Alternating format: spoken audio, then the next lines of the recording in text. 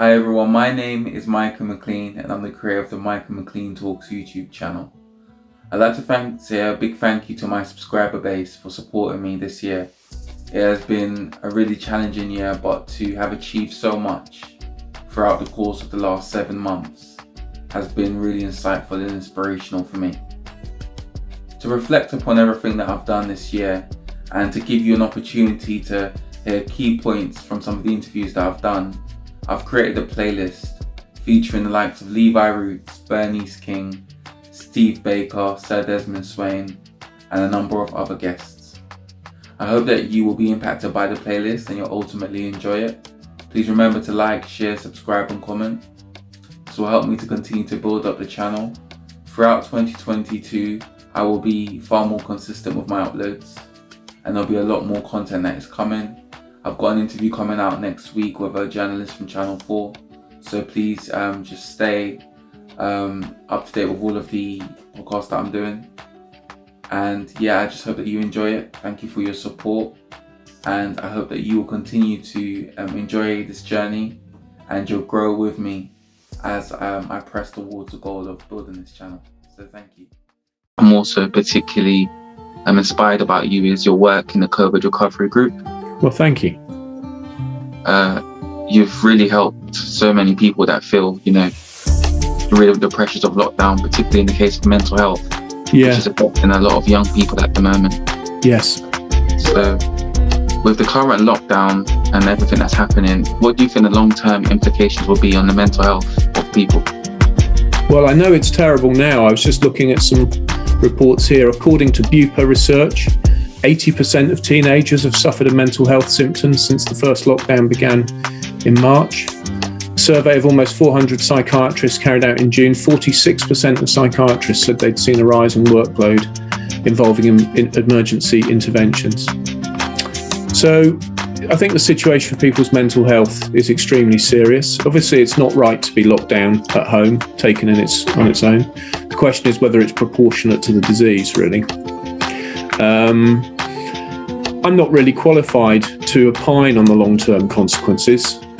I mean, at worst, tragically, some people have taken their own lives, from which there's no going back, and there'll be huge sorrow from which it will take people a long time to even begin to recover. Some people individually will be affected for a long time. Some people seem to have lost the will to live. Particularly we hear stories from care homes. So it's a terrible thing, but when we get free, I think it's incumbent on all of us to find the love in our hearts to be kind to one another and to bear with one another in love. All those good biblical ideas, right? Because people are going to need to be born with one another in love. They're going to come out of lockdown not accustomed to being with one another. And they're going to be sad and angry and suffering loss and insecurity and fear and anxiety. And we're going to need to be kind to one another. So although I can't opine on the future of mental health, I can say, I think with some certainty, that if we learned from the Sermon on the Mount, for example, and behaved in a manner consistent with it, we would certainly facilitate our rapid recovery from all kinds of mental health problems.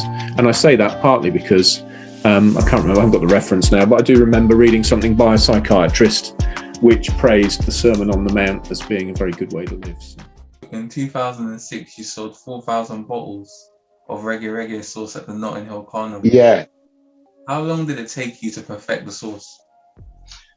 Well, I've been going with it for quite some time, but I think one of the reasons why perhaps it didn't jump out at me that it was a business, because I always did it as a hot pepper sauce. And that wasn't that wasn't what I wanted to express out there to the new customers that I'd gathered, because Caribbean jerk sauce typically in those days was just hot, burn off your face type thing like that. Nobody in the carnival was really doing a sauce that could go on the table with Heinz tomato ketchup and all these other sauces that were out there. That wasn't really just hot, blow your face off. It was just also full of flavor as well. And it wasn't until when I discovered that I needed to add something else towards it, that to make it really be something that mainstream people could take. I mean, when people used to come to the carnival in the early days, that man, they said, just give me some hot sauce, Levi, man. And you give him a little bit of the scotch bonnet, and it's like, wow. But you give that to a mainstream person that comes with a family and you want to sell the whole family your product. You don't want to just to sell the dad who can take the hot sauce. I wanted to sell the chicken to the whole family that could to do it. So I realized after some time at the carnival that I needed to change my original idea of the recipe and make it more European. I know it sounds like selling out, but if there are people that's listening to your podcast right now, I will tell them, if you want to get to that next level and you've always been struggling and wonder why you have been struggling with your great product, it's because you haven't started to change with the market. So I found my market and I knew that it was a mainstream market. So I had to change the sauce from it being, like I said, burn off your face type hot, but to something that was really had lots of flavors. And when you put it on your food, no matter what it is, it would sort of help and enhance and drag out some flavors out of it. So it wasn't until I discovered that it's that maybe 2004 that I actually changed it from originally how it was before and started now to build it around reggae and put more flavors into it and change it from the original one. So I would say about 4 years in the making, and then eventually discovered on Dragon. Pitch in Dragon's Den was just iconic. You just made everyone so happy when you came in with your guitar and you sang your song, put some music in your food. So, and you secured a £50,000 investment from Peter Jones and Richard Farley. So please tell us about how you managed to put a successful pitch together and the values you drew upon to get that result. It was a long time preparing to get myself to where I am, to be the Levi Roots who I am now. And that's what I wanted to sell. And that's why I said it was difficult for me to get notified before, because normally people just want to know, what are you selling? It's food? Okay, what does it taste like? You know what I mean? But I think as a business person, I knew that, one, you will have the product. But if you want other people to invest their money into you, you've got to have just more than just the product, the sauce, which is fantastic and everything. It's got to be about the person who is selling the sauce. Those two have to come together.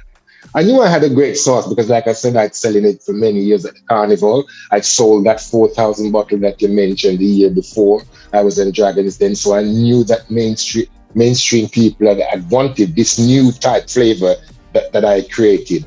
But when I was asked to go on Dragon's Den, I knew that now I had to go with something else because I'd never seen the show. I'd never heard about Dragon's Den. I was discovered while I was at an event, and I was there singing the song, put some music in my food, and the crowd was there, and a producer from the show was just apparently being in the audience and saw me telling the story of my grandma singing songs and all that, and gave me a card to call her that maybe I wanted to be on Dragon's Den. So when I started to tell a few people now that I'd been offered to go on the show, and I'm really excited now, everybody was saying, no, Levi, don't go on the show, don't take the guitar, don't sing, because nobody else had ever sang on the show. So in some ways, they were trying to protect me in some way. They weren't saying don't go on the show, but I think a lot of people were saying, don't change that formula of going like a well-spoken person and you've got your sauce and you talk and you be who you're not, really. But I thought that I wanted to be me. I wanted to be the dreadlocks Rasta man who loves his grandma's cooking and can tell the story about her and everything is within the sauce. And I can express my music, which was always been my plan A. I can express that. So I ignored everybody that said to me, don't go and break the mold of Dragon's Den. And I went with my soul, I went with my heart. I was saying that if the Dragons are going to invest, I want them to invest in the man, in Levi Roots, not just in reggae sauce. That's just one sauce. I felt I could do more. I wanted to do a TV show. I felt like I could bring Caribbean food to the forefront. I wanted to have restaurants and all that, all under the Levi Roots brand.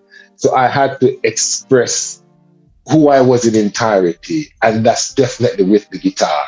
So to answer your question, I think it was because I was me, and that's another, lesson I can say to people out there: be you, because without those two things, the product, which has to be a great idea in the first place, But next is all about the who is representing that company or that product. It has, especially if you're asking somebody else to invest in there.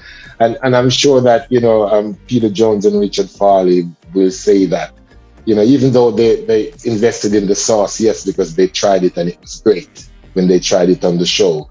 But it was also about, that audacity of you coming and breaking the mold and singing a reggae song on a show about business and enterprise. If you can do that, then you surely deserve investment.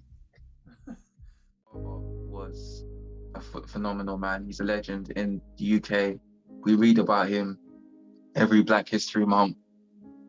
And his I Have a Dream speech moved the heart of almost everyone in my class when I was at school. So what made your father such a great speaker? I think because he was congruent with the message. A lot of people speak things out of their head, not necessarily out of their heart. They're not necessarily aligned with what they're saying, but it may sound good, or, they want to give the impression, that this is something that they truly believe in, but you can really see through all of that. At least I can. For my father, there was an authenticity when he spoke. You believed it. And also, he was an artist. He was artistic in his expressions, very poetic, and was able to paint pictures, as he eloquently spoke. I remember one specific thing where he said, everybody is significant, from a bass black to a treble white. Well, we all know that's the piano and the keys, and you start envisioning, that piano and how the harmony is made with the black and white, so he was able, to really put that picture right before you, and it just gripped you.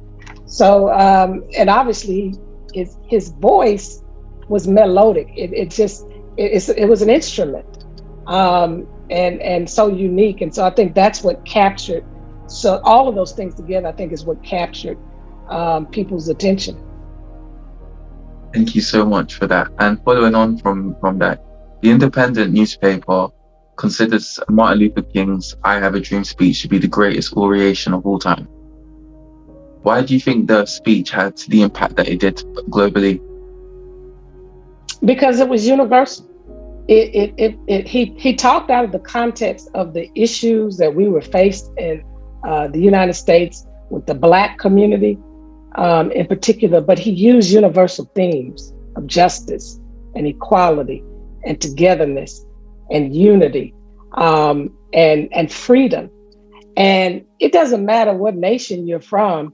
Everybody, when we commemorated the 50th anniversary of the I Have a Dream speech back in 2013, I can't remember our exact theme, but it was something along the lines of, because the March on Washington originally was for freedom and jobs. And so it was something along the lines of freedom,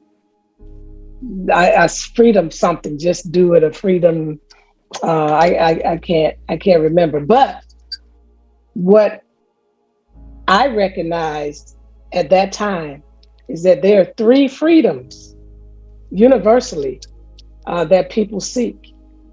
One is the freedom to prosper in life, the freedom to participate in government, to have your voice heard, to be a part of a democracy, to be able to speak up, and challenge things, freedom of expression. So to participate in government, and the freedom to peacefully coexist.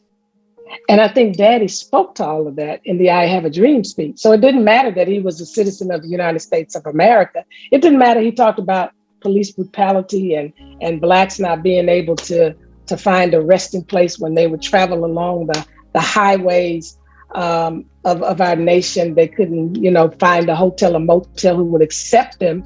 That may have not been the condition in a particular nation, but the other things that he spoke about, concerning justice, letting justice roll down like water, living up to and righteousness like a mighty stream. And then the nation will rise up and live out the true meaning of its creed. I mean, nations have different creeds, that appeals to people. When he talked about, I have a dream, that black children and white children will be able to join hands together and sing with the words. When he talked about, the table of brotherhood and sisterhood, who in any other nation, that is truly a lover and an aspirer after freedom wouldn't want that.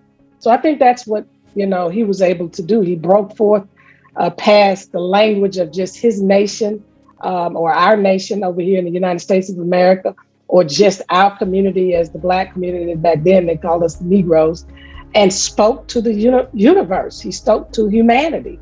And you're right.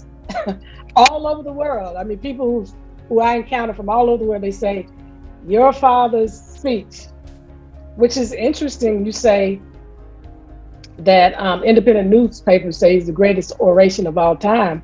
I would have to agree. It is the most famous and known speeches in the world. You cannot name one speech by a singular person that individuals on every continent of this world that we live in know. The only one you can think of is I Have a Dream.